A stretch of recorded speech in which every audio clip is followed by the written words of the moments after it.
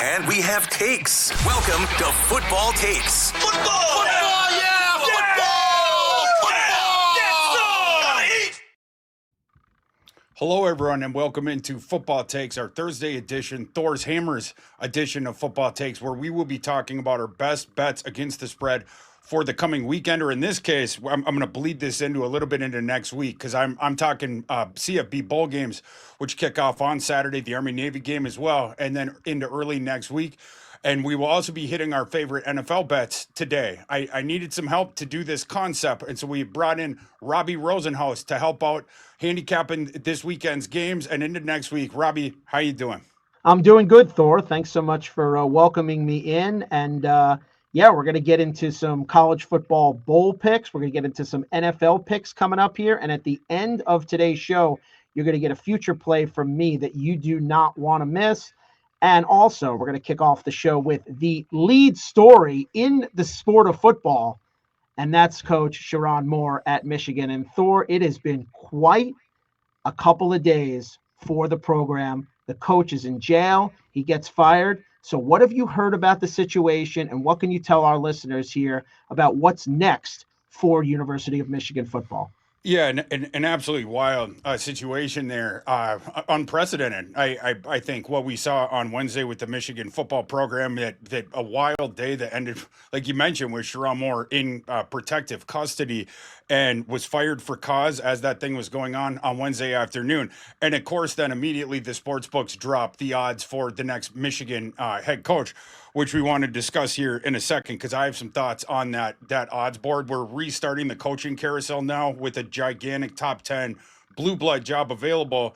Almost assuredly, Michigan going to hire someone from a job that's right but a tier below them. And then you're going to see sort of the domino effect, like when Nick Saban left Alabama, and then Alabama hired DeBoer from Washington, and then Washington hired Fish from Arizona, and then Arizona hired Brett Brennan from San Jose State, and then San Jose State went and coaxed Ken Niumatalolo out of retirement. But like that's the way that the coaching carousel goes, and we've reopened it here, and we have some very interesting names on the odds board. But speaking to the situation, before we get into there. Obviously a wild one, and I'm curious, when we get sort of the postpartum analysis on this and we get some people looking into the timeline on this, if who is going to be making that decision on the next Michigan head coach, because the administration there has some questions to answer. The affair that Sherrone Moore had that led to his firing for cause, and then, of course, the events that then occurred after he was informed of that yesterday that led to his incarceration. That's stuff that the Michigan football program had known about for a while. Today, John U. Bacon, a guy around Michigan, has wrote multiple books about Michigan. He reported that the first investigation into that relationship was over the summer, actually. The thing that had come out yesterday was that there was another investigation, I guess, off of an anonymous tip that was done in November, and apparently Michigan says that they didn't unearth anything in either of those, but then new information that came to light yesterday, and that was the staffer that Moore was having the affair with coming into the football facilities, apparently with all the receipts. But I guess the investigation ended with their word prior to that. And obviously this thing has blown up since then. But yeah, the Michigan administration has a lot of uncomfortable questions to answer now about when did they first find out about this? How could you not have known what was this enormous open secret? Something that everyone in that building that I'm aware of was already aware of in advance of that, and something that was such a badly kept open secret. I knew about this over a month ago. And this whole situation, and it was sort of initially portrayed to me as something where Michigan, the administration and the boosters, they want to see how Michigan does down the stretch, and then they want to do a performance review, but they got the goods on Moore to get him out for cause if they want to. And I watched the Michigan Ohio State game this Saturday after Thanksgiving. And you could see the weight of the world on Sherrone Moore's face in that game. He wasn't just coaching the game it wasn't just a football game. A lot of ways seemed like he was kind of aware you're coaching for your coaching career here. And obviously Michigan ends up losing that one. And then you got a weird timeline coming out of that thing. before whatever receipts that Michigan needed in order to do that, end up pulling the trigger on that. But they obviously decided to move on from Sherrone Moore and have fired him for cause. Fascinating to watch there, and the Michigan football program being blown up as we speak, and what's going to come out of that, which brings us to the odds boards for the next head coach of Michigan, getting into our first foray into the future market here. Like I said, the sports books dropped this thing right away after that news, and pretty fascinating to look through this thing. The two leaders in your clubhouse to start this thing out are Washington head coach Jedd Fisch, plus 450 this morning, the updated odds that I had seen at one of the books. So he plus 450, and then Kalen DeBoer, a lot of smoke with Kalen DeBoer with the Michigan job. And there has been even before this became public information yesterday, or, that they went official with that thing. There was already the rumors of DeBoer going to Michigan. Both these things make sense. Jedd Fisch has a lot of ties to the Michigan football program, but importantly, he was not a part of that Harbaugh tree that Michigan had, half of it left to the NFL after the investigation a couple years ago. And then obviously Sherrone Moore, it was in Jim Harbaugh's contract that Sherrone Moore had to be elevated to the head coach after he left. Sherrone Moore got his 2 years. I have to assume that Michigan wants to get outside of now the Jim Harbaugh tree, which is going to inform the reason why the one guy here in the top four, well, there's two guys in the top five of the odds boards right now of the top five that I don't think I don't think they're going to get this job. I think it's a non-starter. So these are two I'm going to cross off right away. But Jesse Minter, the Chargers defensive coordinator, it's a guy who in normal circumstances it would make all kinds of sense. Jesse Minter, fabulous defensive coordinator, most recently in college football for the 2023 Michigan national title team with their dominant defense. And then, of course, when Jim Harbaugh went to the Chargers, he took Jesse Minter with him. Jesse Minter is going to be talked about for a lot of head coaching jobs and NFL ones as well. I think it's a non-starter him to Michigan because he was so integral to that coaching tree that I have to imagine after the Sherrone Moore thing, Michigan wants to move totally outside of the Harbaugh tree with that. I don't know that you can now hire his defensive coordinator and the guy that been with him there. The other one that I don't think has got a shot, even though he's top five in the odds boards, is Biff Poggi. I love Biff Poggi. Biff Poggi, longtime assistant. He's a very eclectic sort of a fella, and he got his shot to be a head coach at a later age in life with University of Charlotte, a school obviously G5. They don't have a lot of resources, and Poggi was fired a couple years after that, midway through his second season, and then he showed up at the end of the season to practices. The players came up and hugged him. Like, Biff Poggi's players end up loving him. He's not going to be named the permanent Michigan head coach. He is the interim right now. He's the guy that's going to get to coach the bowl game. But yeah, I'm going to cross those two guys off. Fisch and DeBoer, those are the interesting names. The other one in the top three, and I don't think this guy is going to get the job. Like, I don't think they go this direction, even though there's people talking about this. There's some smoke there. Marcus Freeman. For me, I think with Marcus Freeman, I think it's NFL or return to Notre Dame. If you see Marcus Freeman, I would be very surprised if it is for a college job. I do think Marcus Freeman's telephone lines are open for NFL jobs, and we're not going to get into the future markets that have dropped on some of these NFL head coaching ones, but the Giants, Marcus Freeman is right now a prohibitive favorite for that one. He's on some of the other odds boards with some of the other openings that we know we're going to have in the NFL. But I do not, and who knows, maybe it's famous last words. I don't see Marcus Freeman this late in the cycle taking another college job. So for me, this thing is DeBoer, it's Fisch. And then the interesting name for me, lower on down the board, is Lincoln Riley at plus 1,500. That's the other guy where I could absolutely see him answering the telephone on this thing and thinking it through. That if I was going to take one long shot, I would do that. There's some other long shots on here just for funsies. You have Brian Kelly, who coached in the state of Michigan for a while at plus 2,500. Cannot see that one happening. Michigan that wants to turn the page from years of scandal now, years of it. You have to get a guy that's clean and where people aren't going to be arguing about it and stuff like that. Brian Kelly, I do not think is a fit here. I understand the area, that there was some experience there back in the day with his career. I don't see them hiring Brian Kelly. John Gruden, some people have tossed out. That one would be very surprising to me as well. Guy that's been out of the game for a while. You have your standard Dan Lanning, you have your standard Kirk Cignetti. Right. I don't see those guys leaving as well. My picks for this, it would probably be Jed Fish and then the field. The field is at plus 650 on this thing. Those would probably be the guys that I would, if I was going to make two bets on that, that's probably what it would be. DeBoer obviously is the other one that you got to underline here to watch. But yeah, that's my thoughts on the Michigan head coach and future board. Well, the transfer portal is set to open January 2nd. The current Michigan players will also have a 15-day window to enter the portal once a new coach is hired. I just wanted to throw one more coach out at you before we kind of transition into Thor's Hammers, into our best bets of the week. Thor going to come at you with 3 bowl winners. I'm going to come at you with 3 NFL winners, and we're going to have an NFL future play at the end. Kenny Dillingham at Arizona State.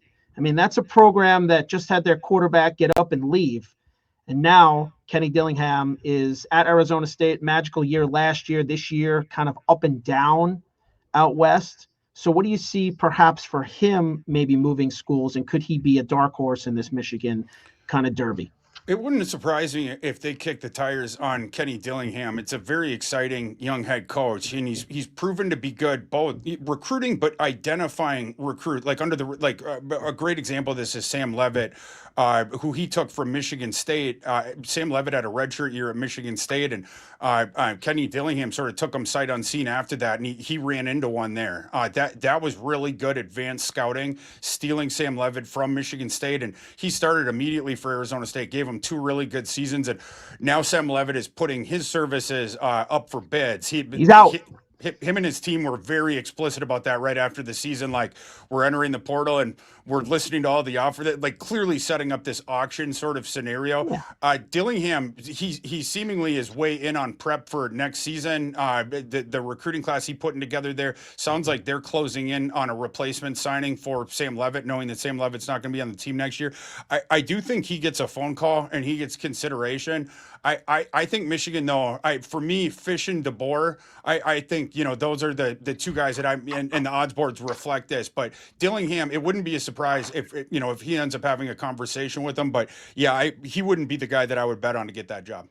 Okay, yeah, just one name that kind of popped in my head to keep an eye on. I wanted your thoughts on that. But as we transition away from Michigan, a program once coached by one Harbaugh, let's transition to the NFL best bets of the week. And we're going to go to Ravens Bengals, a team coached by another Harbaugh. The Ravens come in at 6-7, Thor, facing a Bengals team that's 4-9. And I want to give you my pick on this game, and we're going to get to that in a second, but I want to go into a little bit of a deep dive on Lamar Jackson and kind of what's gone wrong there. His quarterback rating of 65 just 3 weeks ago against the Bengals. They did not look good last week against the Steelers. In fact, since coming back from his injury, the only time he's looked good is against the Dolphins defense that's been up and way, way down this year. He followed that game up against the Dolphins with 5 consecutive games with a sub-60 completion percentage. Now, he's always been known as a guy who's not the most accurate in the league, but sub-60 is not good. He also doesn't have a 20-yard run for the first time in his career. And if you look at that last game, the Bengals crushed the Ravens, and they're plus 2.5 in this game. And you could throw the records out the window when it comes to these 2 teams. I love the Bengals in this game. I think Joe Burrow's playing great football. If not for 2 bad interceptions late in that game against Buffalo, they would have had the Bills beat. And I think the Bengals are going to come into this game motivated and try and knock the Ravens out of the playoff race. So the Bengals for me would be best bet, and Thor's Hammer number 1. Your thoughts on Lamar Jackson and my pick on the Bengals in this matchup? I like that one. Yeah, you listen to Joe Burrow at the lectern at his recent press conference, and he sounds a bit demoralized, but you can understand that after that game against the Bills. I was pulling for the Bengals in that one. That has to do with Vikings draft positioning, but Bengals played very, very well in that game, and like you mentioned there, that thing went down to the wire. And for a guy who's played behind rancid offensive lines, and the defenses have not been very good as well, Joe Burrow kind of begging for help. But this is sort of a circle, to use a Bills term with the Bengals, a circle the wagons game for the Bengals. This is your shot. And the Ravens, you could see this as a must-win scenario for them too. They kind of seem to be sleepwalking through this season. So if the Bengals want this one, they show up prepared, show up motivated in this one. Absolutely. I could definitely see that one happening. So I like that pick. And Robbie, yeah, no, and we're going to go to your first college game, and it's one of college football's great rivalries, Thor, and they're going to take the stage again for the 126th time as the service academies will meet in Baltimore once again. And since both teams took down Air Force this year, Thor, the winner is going to go home with the Commander-in-Chief's trophy. So who's it going to be? Is it going to be Army or is it going to be Navy? Yeah, sure are. So this one, a 2 p.m. kickoff on CBS on Saturday, the Army-Navy game. Navy 6.5-point favorite now. This thing is it's toggled up to 6.5. It was 6 yesterday. I'm a little bit surprised that the market is putting money on a fairly significant favorite for this game, right? I mean, this game is always tightly contested. You always have low totals on it. This year it's 38.5 is the total. Give me the points. So let's get into Army really quick. Army on the season so far, they played 11 games, right? This is a regular season. The Army-Navy game is always the last regular season game. It's just that this year we have the bowl game kicks off, the bowl season kicks off that evening and really that afternoon if you count the Celebration Bowl. But you have the first FBS bowl game, which we're going to be talking about here in a second, the LA Bowl that night. But on Saturday afternoon, Army comes in with 11 games played to this point, 6-5, 4 one-score wins for Army, 4 one-score losses. Army plays every single game, super duper close. They only have one loss by more than one possession, though. Army does, and I think that's important here. That's despite having played 4 top 45 SP plus teams. So it's not just they're playing cans every single week. Army had a win over Kansas State earlier this week, but speaking to their sort of inconsistency, that game came 1 week after Army was upset by Tarleton State of the FCS, but another close game, right? You lose that one close, and Tarleton's a really good team still in the FCS playoffs, but then you come back, you bounce back, you beat Kansas State, but every single game close. Army is as run heavy in the triple option as ever. They do, now we got shotgun. We try to get it more out in space, but it's still the triple option concepts just sort of spread out and try to get it into space.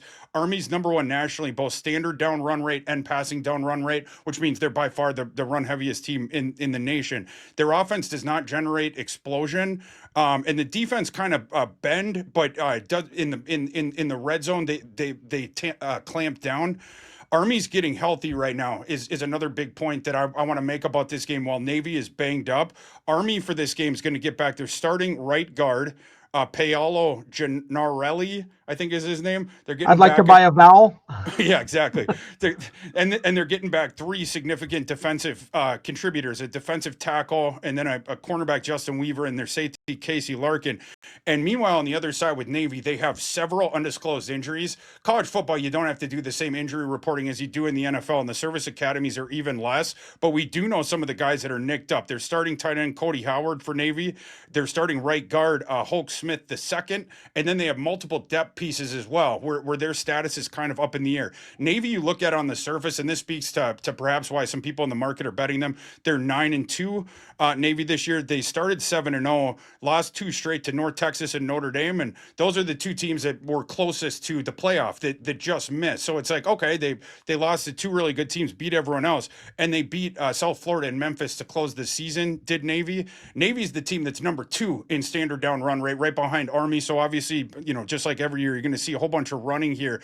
Their offense has been good when Blake Horvath, their quarterback's on the field, and he's healthy for this one. He missed some time earlier this year, but he's back now. The issue with Navy, in addition to not being as healthy as Army in this game, is their defense.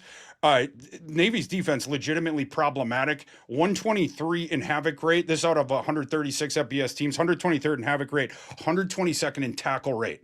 That matters here in a game where the game is going to be on the ground and you have to make your tackles or they're going to extend drives. Midshipmen allow 6.1 yards per play. That's 112th in the nation. They're 119th in EPA per play allowed with their defense.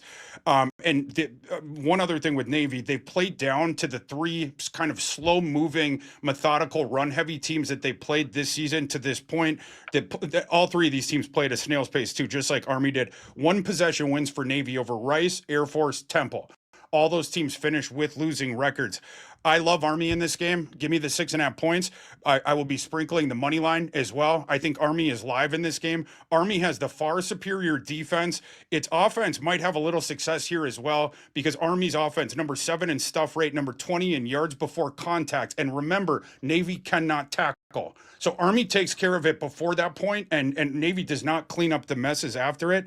Army keeps games close. Navy hasn't been able to create distance against run-heavy teams that play slow. This rivalry is always played tight. I think this one will be as well. Like I said, I think Army getting healthy now, that they are live to upset Navy in this game, but certainly I'm going to take the 6.5 points. 2002 to 2015, Navy won a record 14 consecutive matchups against Army, but the Black Knights have turned it around over the past 9 seasons, thanks to Keenan Reynolds retiring and not being at Navy anymore. Remember how good he was for the midshipmen. And the Black Knights have won 6 of the past 9. And Thor, to your point about the Navy playing close games, how about them playing close games against Army? 8 of the past 11 games have been decided by just 1 score. And both of these programs, if you know, they like to have a little fun with each other in the build-up to the game. Back in 2022, there was a Operation Black Knight Falling when 5 Navy midshipmen led 3 flight crews in formation and dropped ping pong balls that said, "Go Navy, beat Army," on the campus at West Point. And if you've never had the opportunity, and a native New Yorker as myself, I've had the opportunity to go up to West Point and see a game there and watch the cadets march in. It is a spectacle, a sight that you have to see if you are a college football fan. It is just unbelievable, the pageantry and how they enter the stadium. It's awesome. And I so look forward to Army Navy every year, and I hope Army, for your sake, gets the job done and perhaps pulls the game out outright. So that's your first college bet, as we'll go to my second NFL Thor's Hammer, and we're going to go to a huge, probably, I would say it's the biggest game of the week. I would say other than Packers Broncos, and that's Pats Bills. I mean, if you go to the first matchup and you see the Pats had beaten the Bills in the first game, initially the Pats opened 1.5, and now this spread has totally flipped, Thor. The Bills are now a 1.5 point favorite. Pats have won 5 in a row. They beat the Bills in upstate New York earlier this year. The Pats have been a juggernaut offensively.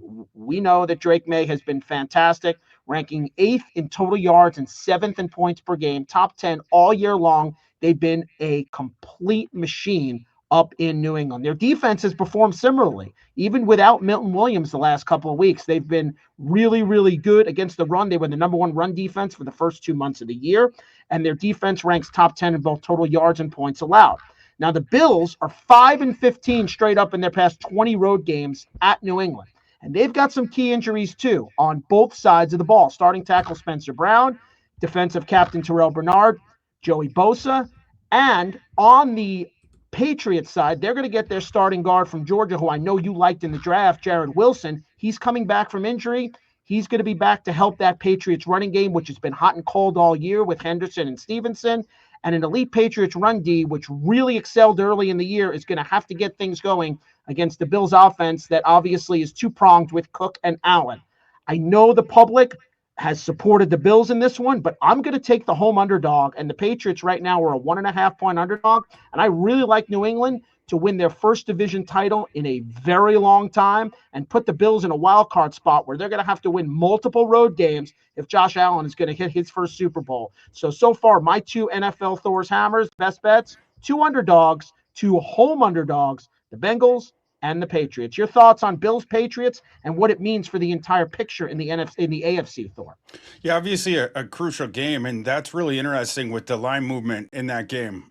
You flip it over the threshold, you have a lot of market support there for the road team. So that's kind of interesting. I'm a what do you call it, contradictory better, or what's the word for that? You know, a lot of times I'm on the underdogs, and NFL home underdogs is a spot that I look for as well. It's interesting with the market movement there, but yeah, huge game, and I'll be pulling for the Patriots for you, Robbie.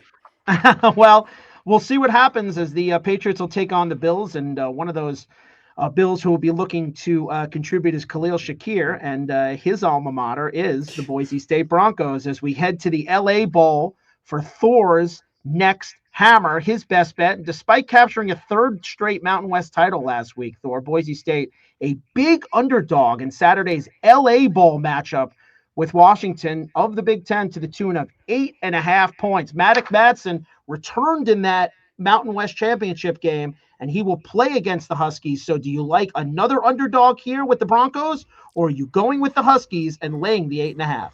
I'm gonna take the first favorite that has been selected on Thor's hammers so far. Okay. Exactly. We have 3 underdogs so far, right? Yeah, we'll break the streak right here. I think this line should be in the double digits, and if you're gonna give me anything in the single digits with Washington, happy to take that one. It's interesting, you have the P4 team here against the G5 team, and Boise State might end up having more opt-outs than Washington. Jed Fish, behind the scenes, have been working real hard to make sure that his stars play in this game, his stars that are looking at the NFL draft. Jonah Coleman, Denzel Boston, a wide receiver that I think is going to go in round 1 in April. I think Coleman's a round 2 guy. And then cornerbacks, Takario Davis and Ephesians Prysock. Takario is the one of those 4 guys that might not play because the caveat that Fish gave was no opt-outs of healthy play, that all the healthy players are going to play. Takario Davis was banged up at the end of the season. Both of those corners, Takario and Ephesians Prysock, 6'3" or above, and both of them have really, really long arms. They're like the pterodactyl kind of corners. Washington should be able to play around the absence of Takario Davis, though, if that indeed ends up happening. I just love this matchup for them. Boise State, you might be depreciated on that side because your left tackle, Cage Casey, for Boise State has already declared for the NFL draft. Will he also opt out of this game? We have to see on that. But if he does, Boise State's offensive line becomes mid at best. They don't have any other standouts outside of their left tackle, Cage Casey. And Cage Casey might be he might be a day 2 pick in April, but by far the best guy on that unit. And really the whole offense for Boise State, they have an inconsistent passing game, and the running game, a lot of time it runs behind Cage Casey. So that one's super important. Boise State also has a safety, Ty Benefield, who leads their team in tackles by more than 20, and he might be opting out as well. It's another NFL guy. So you have to keep your eye on that. Boise State runs a ton of man coverage. They like to leave their guys on islands, and Benefield's been the guy who cleans up all the messes on completions once they get past that cornerback. So if he's that thing actually has the tangible effect. Robbie, you mentioned that Maddox Madsen, the quarterback for Boise State, had returned for the Mountain West championship game. That's important for Boise State here. I don't think it flips the tide, though. And it is because you look at the games that Boise State has lost this year, when things start to get away from them against good teams, what they do is they throw. So Boise State has struggled when stepping up in competition. They're 0-3 against the 3 SP plus top 50 teams that they played so far this season. Notre Dame, South Florida, San Diego State. They went 0-3 in those. All were by double digits. All 3 losses were by double digits, and 2 of those losses were by 3 touchdowns plus. Obviously, Washington is in that echelon of top 50 teams. And so, and then you look at the constitution of Boise State's offense. They like to begin with the run, with the game scripts in their favor. They like to run, try to get into a manageable 3rd down situation where then they throw. But if Cage Casey is not playing in this game, against that Washington defense, I think they're going to have issues doing that, and they're going to get into 3rd and longs. And this is when the game script is with them. If Washington starts to run away with this thing, as I expect, Boise State has to abandon the thing that they're best at on offense, which is running the ball, and they're going to have to throw. Their passing offense is not the best. It's very hit or miss. And Washington should be able to take care of that, even if Takario is not out there. The thing with Boise State's defense is they get shredded on the ground. If Jonah Coleman plays in this game for Washington, he's going to have an enormous game. Jonah Coleman's been banged up, so he has that caveat as well of, is he going to play or not? The books have not dropped player prop numbers for Washington's running backs because of, I think, sort of the uncertain status with Coleman at this time. I am eyeing those props for, when we get closer to kickoff here on Saturday Saturday, if we get clarification of Coleman's status, I want to see those rushing lines because I'm going to be looking to play the over on the Washington lines. Boise State's run defense, 122nd in yards per rush allowed. They are also bottom 5 in the FBS in rush explosives allowed, PFF tackle grade, and broken tackles, missed tackles. So, you have all kinds of issues there. Washington has a lot of firepower here. And I loved what Jed Fish was telling the media, before this game. Here's a quote, Robbie, that Jed Fish said this week about this game. We're out here to win this game. We're out here to play our best football. We're going to challenge our team to play better than we have and see how good we can play on Saturday. And we hope that we can channel all the energy, enthusiasm, and play to play our best game of this season. And when you know how aggressive Jed Fish was in trying to convince those stars to come and play this game, give one more dance of this thing, I believe that. I buy the smoke with that Washington's going into this game. They're going to be close to full strength. They're going to be motivated. Washington has the luxury of playing the earliest bowl game, which is the thing that facilitates some of these guys that are looking at the NFL draft to participate in this game. For all these reasons, I think Washington's absolutely going to deck Boise State. So I'm happy to lay the 8.5, 9.5. As long as it's in single, anything beneath 10, happy to take Washington. The other one I like in this is a bonus bet. We go into the player props, and as I get into it, I should mention to the audience as well. We're bringing 6 special live college football bowl episodes to the channel over the next month plus, all the way through the national title game with my co-host that I do a Saturday live college football show with the last couple of years, Eric Froton and Mike Bainbridge, where we get really deep into the player props and we'll be giving handicaps of these games as well. So check for those. I believe the first one of that it's coming next week, Tuesday or Wednesday, but I'll update the time on that. But anyway, just thought I'd shout that out. But Maddox Madsen would be my prop in this one, going over the 30.5 attempts. Again, they throw when the game starts to get away from them. Maddox Madsen in the games against South Florida when they lost, 46 attempts for Maddox Madsen passing attempts. The lopsided loss to Notre Dame, 37 attempts. Again, 30.5, happy to go over that one. I think Washington rolls in this one, and then Boise State, they got to basically play left-handed and start throwing after that. Well, just one question here on Boise State. You mentioned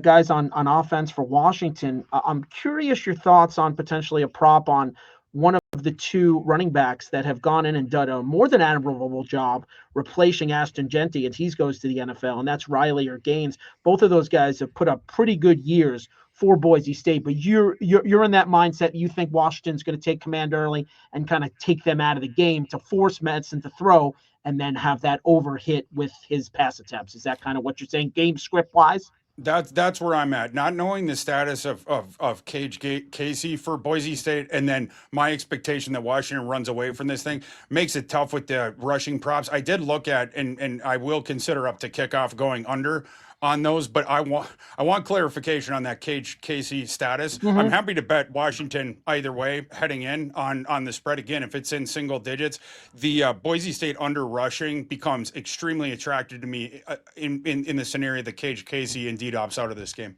All right, so we are through 4 games here on the Thor's Hammers edition of Football Takes. I like the Bengals and the Patriots as underdogs so far in the NFL. Thor is with the Army Black Knights and also the Washington Huskies, the first favorite in this edition of Thor's Hammers. And the coach of Washington is Jed Fish. Let's go to one of his former teams, the Jacksonville Jaguars. That's going to be my first favorite and my third and final Thor's Hammer of this episode. And if you look at the future line for this game a couple of weeks ago, it was only 9.5. Now it's ballooned up to 13, and some books have it at 13.5. They're very wary of that 14 number. As we know, there are certain numbers that books are very, very hesitant to go above: 3, 7, 10, 14. This line was 9.5 a couple of weeks ago, and now, like I said, it's up to almost 2 touchdowns. And how can it not be? You look at the Jets last week. They're down 21-0 before the end of the first quarter against Miami. The defense gave up 239 yards on the ground. They ranked 3rd to last in run defense in the league. The Jets offense, Doesn't matter if it's Tyrod Taylor, Brady Cook. By the way, but before I go further into my Jets Jaguars analysis, I gotta know Brady Cook coming out of school. What was your scouting report on him, and did you like him at all? I'm just curious because I saw him trying to throw passes last week for the Jets, and all I could think of was you and your scouting report and what you thought of this guy. Yeah, Brady Cook, I had a UDFA grade on him coming out of Okay. Missouri. He's a decent athlete. He's certainly not. You're not going to consider him. He ain't going to scare NFL teams with that. But yeah, tucking and running, maybe you could do every now and again. Accuracy was an issue with Brady Cook. Reading the field, going through the progressions quick was an issue with Brady Cook. You saw at Missouri that the whole offense basically was forced the ball to Luther Burden right after the snap, and a lot of passing stats from Brady Cook came via that. I wasn't as impressed with some of the other quarterback work when you saw the traditional drop back concepts at Missouri. So I'm not super bullish with Cook. I did, coming in, I thought he could hang around as a QB3 potentially in the NFL, but that's not a guy that should be seeing an NFL field. It's not a guy that should be playing. No, and this offense is void of playmakers minus Breece Hall right now, and the Jaguars have the number one run defense in the league. I mean, the Jets are trotting out guys like John Mechie out there who had so many drops last week. I mean, it was very, very difficult. I was and it has. You were hard. You were high on Mechie, huh? No, I was crazy low on Mechie. I was going to do a little victory lap right there. Yeah, I didn't like Mechie coming in. Second round pick that obviously has not worked out. No, and obviously undersized, can't catch the ball, is on his second team now. And we'll see if he and A.D. Mitchell, two guys who were kind of cast-offs from the AFC South, can make it work in New York. And nothing is working right now in New York. The Jet defensive line had one sack midway through the fourth quarter. It's a 15-year playoff drought, Thor. And I think whoever I can meet on a daily basis that I am not a Jet fan like I am a Mets fan, because the pain that the Jets have given their fans, I mean, just with those two isolated runs this century, if you think about it, Thor, with Mark Sanchez and Rex Ryan, and that number one defense with Darrelle Revis, and that amazing offensive line, and that running game with Thomas Jones, and it was kind of a moment in time. And since then, the Jets, like the Vikings, have had a hard time finding a quarterback. And hopefully the Vikings have a coach, and we'll see if the Jets now have a coach with Aaron Glenn, but it is not off to a good start. Now they have to go down and take on a Jacksonville team with the playoffs in the complete rearview mirror for them. They have they had no chance a month in. They have 2 takeaways this year. The Jaguars have 23.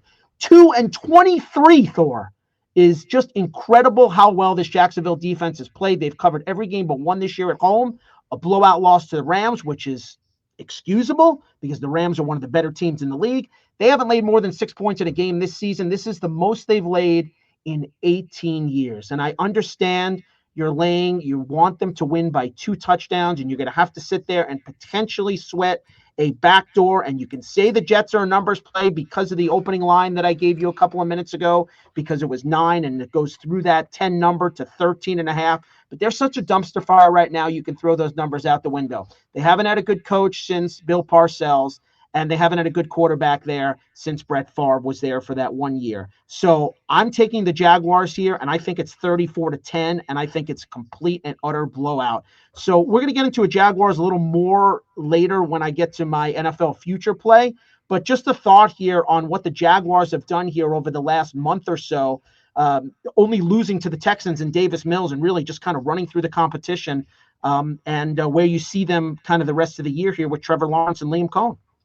Yeah, they're a really well coached team. That's a very, very clever coaching staff. And do I think they're as good as their record or as good as they're going to look on Sunday? Maybe not. There might be some parallels there with the Bears in the NFC. But for where they are with the new coaching staff, just like with the Bears, you have to be super duper excited about that if you're a fan of one of those two teams. And they got a shot here to drop the hammer on the Jets. And I made the point earlier this week on a different show that I think we're entering tankathon here over the last month with teams trying to make a move. up for the number one pick slot, which is up for grabs. We saw sort of shuffling of that over the last weekend because the Titans pulled an upset there.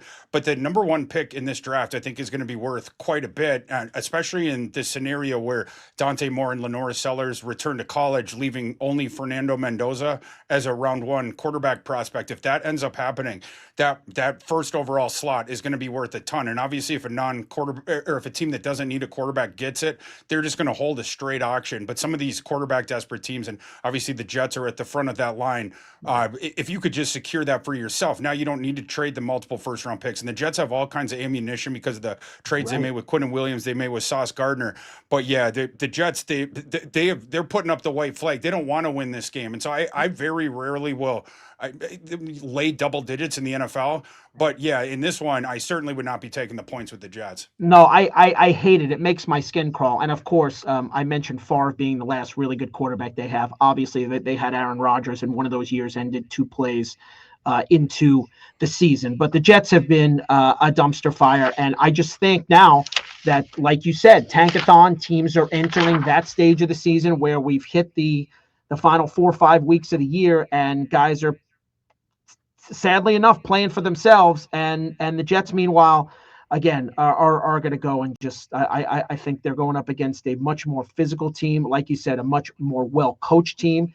This team was poorly coached under the guys last year with Robert Saleh, and I just think they're ripe for a blowout. So the Jaguars would be my third and final Thor's Hammer best bet of the week. So I like the Bengals, I like the Patriots, and I like the Jaguars.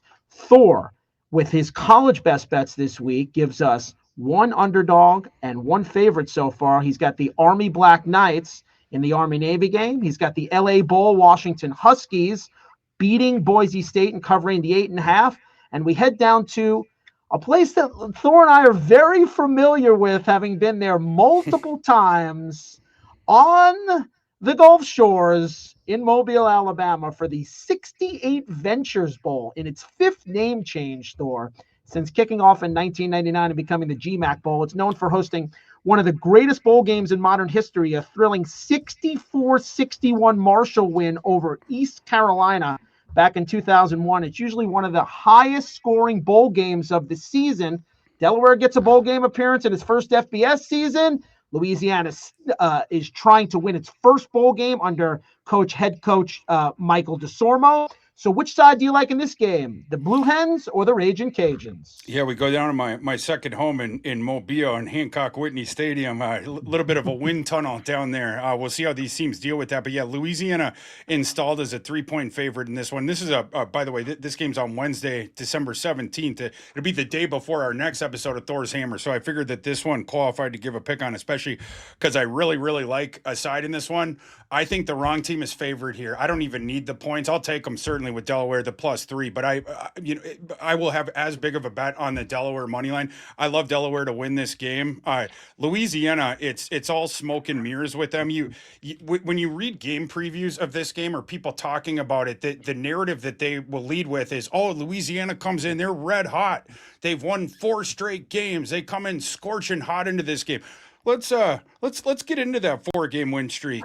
All of those games were against fellow Sunbelt opponents. Louisiana won 4 straight games by single digits. One of them was in overtime. That was over UL Monroe. UL Monroe, very bottom of the FBS. Yeah, not good. Not good. I mean, like you pull some of those. You basically were on the right side of 4 straight coin flips. So congrats, and that get you started 2-6. That gets you to 6-6. But this team is all fool's gold. This Louisiana team. You look at their second order win total is something that I like to look at because it takes a look at the box score after the game and things that we know are predictive of success. And then it gives you a post game win expectancy based off that. So basically you can see in there fluky wins or fluky losses, right? Is a team better than their record or not? Louisiana has been one of the luckiest teams in the nation to this point. Their second order win total is 3.7. That means that they have benefited from more than 2 wins of straight luck, which is not a surprise when you followed that team this season. Getting into the teams really quick, Louisiana's offense, super run heavy. They use the quarterback Lunch Winfield. I love his name, but they use Lunch Winfield's legs quite a bit. So it's the quarterback and the running backs running. They're not super efficient on the ground. They are explosive. So it's like this boomer bust thing. They need to have the long runs in order to score. You can get them in the 3 and outs because again, you can stop them now, and you get them into 3rd and long. That's where they're in trouble. So that's what you're looking to do there. Louisiana also, because they're not methodical, they're not efficient. They struggle in the red zone. So really, a lot of their touchdown drives are 20+ yard touchdown runs, not a super sustainable way to win, speaking to the team quality this year. And then also their defense is horrid. Louisiana's ranks 117th SP plus overall, 129th in havoc rate. And that thing's important. I'll get back to that in 1 second. Delaware's defense that's going to be matching up with this the run-heavy Louisiana offense. Delaware's run defense, top 25 in both success rate and stuff rate. The overall defense is number 44 in tackle success rate. So is Louisiana going to be able to get off the hook and break off some of these long runs? We'll see about that. The Blue Hens do give up some explosive runs, 120th yards per carry when you take sacks out. You can get some explosive runs on the Blue Hens, but I don't think Louisiana is going to be stopping Delaware's offense whatsoever. I can see that Louisiana is going to get a few explosive runs in this game. I don't think it's going to be enough to keep up with Delaware here. Delaware's offense super different than Louisiana's. Delaware, this is their first bowl game because it's their first year in the FBS. They end up qualifying for this thing because of a lack of qualifying teams is the rule with the first year FBS teams. But Delaware's offense super pass heavy, and they love to run at high tempo. So what they do, they pepper the short area of the field, 0 to 9 yards, pass the line of scrimmage, the short stuff, pepper it, run back to the line. They already have the play call, do it again, really quick hitting passing concepts. They'll run every now and again to keep you off it. But basically what they're doing, they do the short passing game to set up long shots. They don't throw intermediate at all. It's paper cut you until you have to move your defensive resource up, and then they try to throw it over your head. Their quarterback, Delaware's Nick Minucci, 32 all-purpose touchdowns this year, has over 3,500 passing yards, and he plays behind an offensive line that doesn't allow pressure. So it inoculates him from that and allows them to see out their offensive plan. The offensive line, top 25 in both pressure rate allowed, lowest pressure rate allowed, and blown block percentage. So Delaware offensive line is very good. And if you cannot stop the pass, if you can't stop those paper cuts from occurring, you're dead before the game even starts. They're going to just keep doing that, running back to the line, another quick hitting pass. And then if you over the adjustments that you make, you do that too much, they're going to throw it over your head. Michael DeSormo, the Louisiana head coach you were referring to, Robbie, 1-3 in bowl games. The last 2, Louisiana lost by a combined score of 65-6. This is not a guy that I trust in bowl season preparation, and Delaware is a preparation-specific offense. You don't face a lot of those where it's like throw, run back to the line. Again, the paper cut, put, and now we're going to try to do a Happy Gilmore and whack that thing 350 yards. That's the offense for Delaware. I do not believe that Louisiana will be able to stop it. Like I said, I think the Louisiana team even getting here, that it's fool's gold. It's based on luck. The Louisiana pass defense stinks. That's going to be going up against that Delaware pass happy offense. Louisiana's pass defense, 103rd success rate, 126th in completion percentage allowed. Very important in this game. Again, you can't stop those short completions. You're already dead before the game starts. And then one other one, Robbie, number 135 out of 136 for Louisiana's defense in pressure rate. And remember how I said Delaware doesn't give up pressures anyways? That means that Nick Minucci is going to be able to set up back there in his Barca lounger. He's going to have all day to throw. So the deep shots that Delaware hunts for after you have to bring your resources up, he's going to have all kinds of time to throw there. Delaware, their passing game, last 5 games, Minucci went over 300 yards in 4 of those games. The only one he didn't was against Wake Forest of the ACC, a team that played really well this season. Give me Delaware, give me the points, the 3 points, give me Delaware on the money line. And I looked into the player props in this game. Since it's on Wednesday, we're 6 days away as we record this on Thursday. The sportsbooks haven't put the numbers up, the player prop numbers for this game yet. I am waiting and refreshing because I want those Delaware passing overs, especially Minucci. I don't think they're going to be able to put him high enough in this game. So I will be going over on that whenever they drop those ones. But love Delaware, love the Delaware money line. Go Blue Hens. Wow, we got a Barca Lounger reference, and I just want to know if you're sitting in a Barca Lounger, does that mean you have to watch the game on a Zenith TV eating a TV dinner? I'm just curious if that's Weekend, Robbie. if that's required. Yeah, weekend Robbie, right? Exactly. If it Yeah, was like yeah, weekend. 1980, if it was like 1987. I just have one more question on this game, and it's probably obvious, but I'm going to ask it anyway. Yeah. How about and again, in all these games, or a lot of them, not the college football playoffs because the motivation is clearly baked in. But in a lot of these bowl games, motivation is an enormous factor. Do you think that Delaware being in their first bowl game gives them that extra boost to potentially get over the line? I know you just broke it down with a ton of great stats here, but just from a generic mental standpoint, how do you feel about the motivation coming into this game for the Fighting Blue Hens? I think it's high. First year FBS team, you go in, you do get to that sixth win that allowed you to qualify if there wasn't enough qualified teams, and so they end up getting into this bowl game. Your first year in the FBS, and now the ability to go and like for a lot of teams, of course, Robbie, like as you know, a lot of teams that are old hat at this, it's like, oh, we got to go to Mobile, we got to play in this game, like before Christmas. You might see some opt outs and different stuff. Like you ain't going to see any opt outs with Delaware. Delaware is coming to try to win this game. And Louisiana, again, I concede. Yeah, you won 4 straight games down the stretch, so I ain't saying that they're quitting. Obviously, they after the tough start 2-6, you win 4 games to get here. But we have seen Louisiana no show each of their last 2 bowl games, and now you're going to Mobile, Alabama to play a team that this Delaware team first year in the FBS. You didn't prepare for your last couple bowl games. You were probably lucky to win those 4 straight games. 3 of them absolutely could have lost. Straight coin flips, right? So you qualify for this game by doing that. I don't know the motivation on Louisiana side and the preparation after the last 2 bowl games. We have to ask questions about that. And again, the matchup is not good here for Louisiana, a team that does not challenge passes anyway. Their pass breakup numbers are really, really low. I think that their pass defense is going to be in a blender in this game, and I think Delaware runs away with this one. Not only do I like Delaware to win this one, Robbie, I'm going to put my flag down on this one. If there's some alt lines out there, I like Delaware to win this game by double-digit points. So, if I can find an alt line out there, Delaware minus 9.5, where they're going to give me plus 400 or whatever, happy to lay that as well. I love Delaware in this game. Okay. University of Delaware, also the site where Robbie Rosenhaus first saw the band Third Eye Blind. So there's an answer there. Yeah. How is it going to be? And for my going to throw for 400 yards, how it going to be? Potentially. And for my NFL future, you know who's leading a semi-charm kind of life? Nice. Thank you. That was good. The Jacksonville Jaguars, we talked about them earlier we just talked about them a couple of minutes ago and how potentially we both think that they're going to blow the Jets out.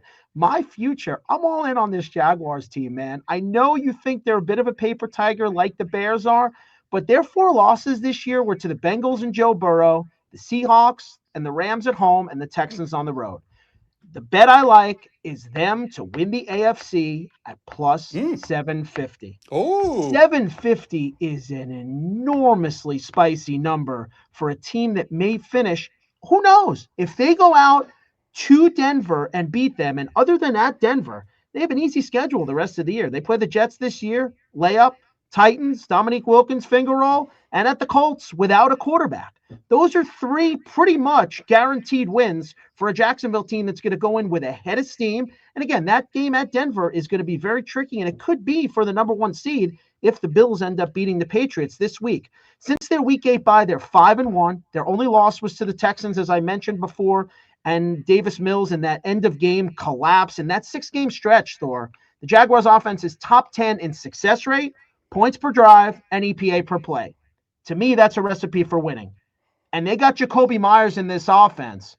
And now Brian Thomas has gone into a different role. You can see he's not dropping balls anymore. Liam Cohen has carved out a different role, more of an intermediate role. You can see Trevor Lawrence loves those intermediate throws, and he was shredding against the Colts. The kid gloves have come off this offense, and I think Cohen and Lawrence have become much more comfortable with each other. It's the one reason why his interception total is so high, because he throws the intermediate routes a lot.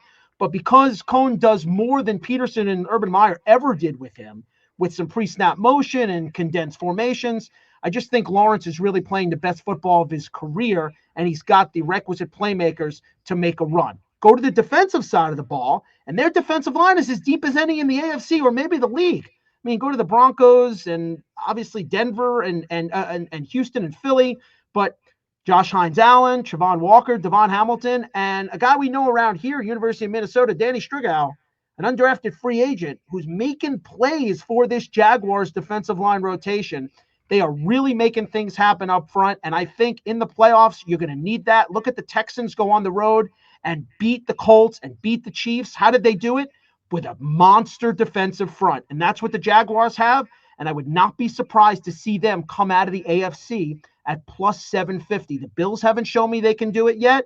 The Patriots have a second-year quarterback. The Chiefs are in the background. The Chargers needed a miracle to just beat the Eagles the other night on that last interception. So I'm all in on this Jaguars team at plus 750 to win the AFC. And if they have to go into the Super Bowl and play a Rams team that they got blown out by, that's why I'm kind of hedging my bets with the AFC rather than go 20-1, which is what they are right now, to win the Super Bowl. So we got a little bit of your thoughts earlier on Jacksonville. Talk about what I just said about them kind of winning the AFC. I wanted them to win this week, and you were kind of saying yes, but potentially winning the AFC. Let's see where you are on that. That's an interesting look. That's an intriguing one. You know, you think about the AFC sort of playoff picture, like once we get there and this kind of new world we'll be entering where Pat Mahomes might not be in the playoffs. Lamar Jackson might not be in the playoffs. Joe Burrow is not going to be in the playoffs. Like some of these traditional guys that we're used to making the deep runs, and now we got some new blood coming in. And Jacksonville has been so good with situational football, like we were talking about earlier. And then the thing with the new, I respect Lee and Cohen, and then also Grant Udinsky, but Lee and Cohen in particular as a play caller about as much as anyone. He made Will Levis look like a Mensa student back in the pocket one year in Kentucky. Like, man, this guy, how did he get to be this good with progressions? And then the second Lee and Cohen left back to go and work for Sean McVay again. It's like Will Levis became Will Levis again. But, you know, Lee and Cohen made him some money with that second to last season at Kentucky. But love him as a play caller. And as, you know, you go along in September, Jacksonville in early October, they were still winning some games, even though the passing attack that you were talking about, Robbie, took a little bit to get off the ground here. Lawrence to get the concepts of Cohen, Thomas to find his role, of course, the Travis Hunter stuff and trying to fit him in. And of course, then he, you know, lost for the season or whatever, but you bring in Jacoby Myers, one of the more efficient veteran receivers that we have out there, just money in the bank. When you throw it to him, you have your explosion with Thomas, the offense, that thing as we go along here, could that thing keep improving, coalescing as they get even more experience and even more familiarity with it? I like that look at plus 750. The odds there, again, you look at the rest of the AFC playoff field, I think the odds justify wetting the beak on that one. So I like that one, Robbie. Yeah, so plus 750 there for my NFL future. And again, this is Football Takes, Thor's Hammer edition, Thor Nystrom, Robbie Rosenhaus here. And we gave you 3 NFL best bets, 3 college best bets. Again, we'll recap them right now just for those of you who may have missed the beginning. So we went with the Bengals, the Patriots, and the Jaguars as our 3 NFL picks. And then in the college football, Army-Navy, we went with Army, Washington, and Delaware as the 3 college bowl picks. And as we just discussed for the NFL future, Jags plus 750. So Thor and I will be back this weekend to kind of do a line look ahead to next week's NFL games and potentially a college football thought or 2 as we head towards some more bowl games. But again, we'll be back twice a week here with a bit of a look at the spreads and a gambling look at things as we examine things from a 10,000-foot view, trying to make you some money as well as Thor and myself. So again, for Thor Nystrom, I'm Robbie Rosenhaus. Thor, again, this has been a lot of fun today, man. This has been great, man. Yeah, and thanks everyone for joining us on our first episode of Thor's Hammers. This could be a recurring throughout the rest of the regular season and into the playoffs. Our best bets every week, NFL, and then as we get into college football bowl season, one of my favorite times of the year, we'll be giving you our best bets, the college bowls, NFL, end of the regular season here, and then into the playoffs. And then, like Robbie mentioned, on Monday we'll be back. This is the next time you'll see us here on Football Takes for our betting side of this thing with the line look ahead, going through all the games for the next weekend in the NFL. We're going to be guessing some of the lines and where did the books end up dropping them on Sunday night. So please join us for that. Rate, review, subscribe, 5-star review. You guys know the drill. This is a new channel, so if you'd help us out by subscribing, telling a friend, we would really appreciate it. That's all the time we have for today on Football Takes, the Thor's Hammers edition of Football Takes. We'll talk to you next time.